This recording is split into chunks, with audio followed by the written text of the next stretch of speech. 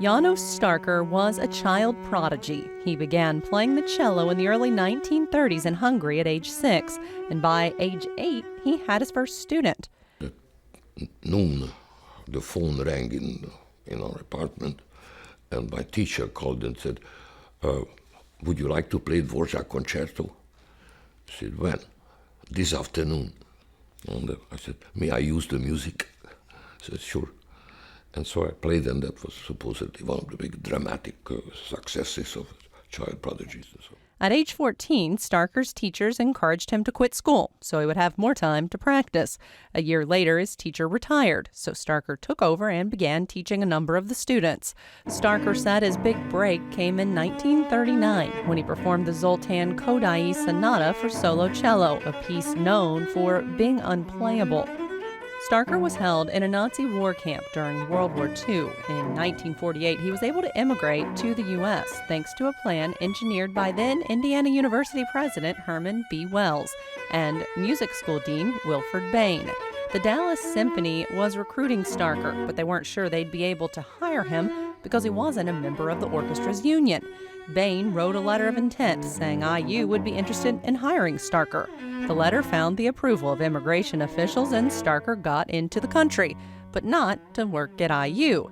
Instead, he joined the Dallas Symphony, then the Metropolitan Opera Orchestra, and finally the Chicago Symphony.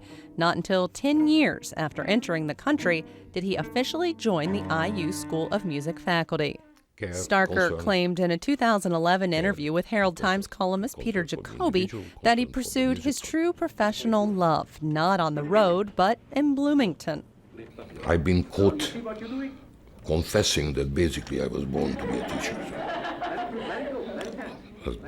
People question, of course, the validity of it because I played all those 3,000, 4,000, 5,000 concerts in my life, but the fact is that I think I was put to this earth basically to be a teacher.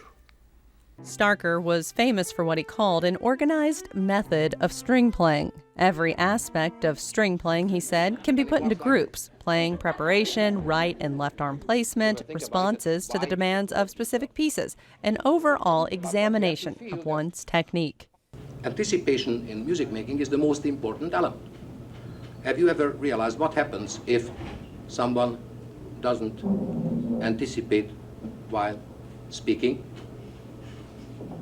This is what happens. There is no fluency, no continuity. Starker trained some of the most accomplished cellists. Among them is Emilio Colon, David Efron, and Maria Kliegel. At Starker's 75th birthday celebration in 1999, many of them performed.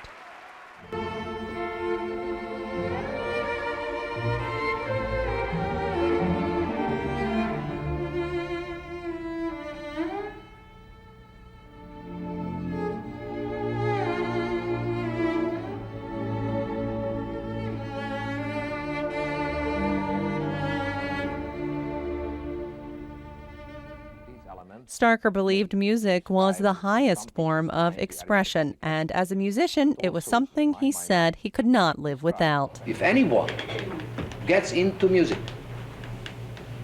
without having this absolutely essential aspect of it, that music means just as much as eating and drinking or living, then that person should not be in music.